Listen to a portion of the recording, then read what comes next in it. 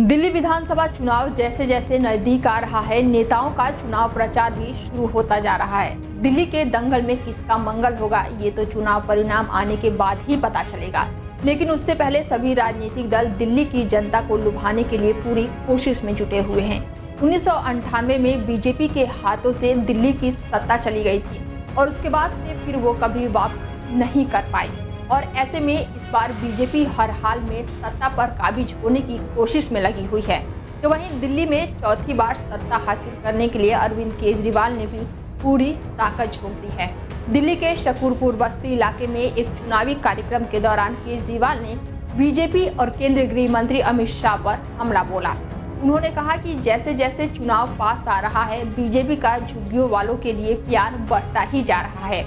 इन्हें झुग्गियों वालों से प्यार नहीं है, बल्कि उनके वोट से प्यार है और उनके जमीन से प्यार है।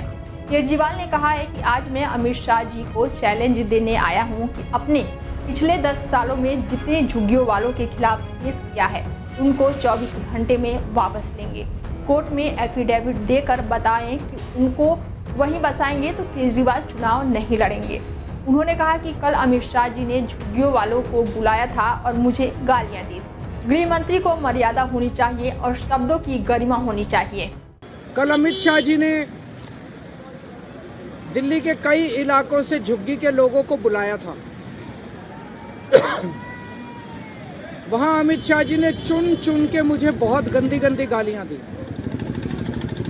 अमित शाह जी देश के गृह मंत्री हैं। गृह मंत्री के पद की एक गरिमा होती है। जो शब्द गृह मंत्री इस्तेमाल करता है, उन शब्दों की मर्यादा रहनी चाहिए। पर उन्होंने जिस तरह से मेरे खिलाफ शब्दों का चयन किया, वो कोई भी सभ्य आदमी सुन के उसे शर्म आएगी।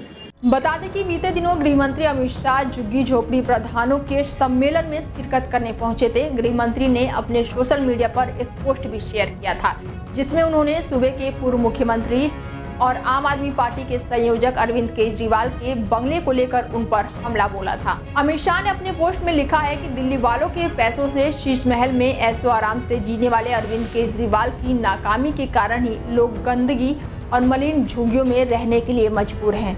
इन लोगों के स्वाभिमान पूर्ण जीवन और पक्के घर के सपनों को मोदी सरकार पूरा कर रही है।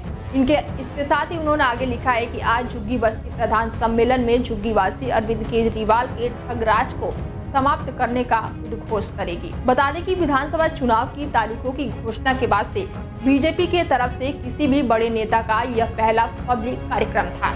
यह सम्मेलन दिल्ली के जवाहरलाल नेहरू स्टेडियम में आयोजित किया गया था। दिल्ली विधानसभा चुनाव की बात करें तो 5 फरवरी को मतदान किया जाएगा और नतीजे 8 फरवरी को जारी किए जाएंगे। सूबे में आम आदमी पार्टी, कांग्रेस और बीजेपी के बीच अहम मुकाबला माना जा रहा है। मौजूदा समय में दिल्ली में आपकी सरकार है और ऐसे में एक बार फिर से पार्टी दिल्ली की सत्ता पर काबिज होना चाहती है।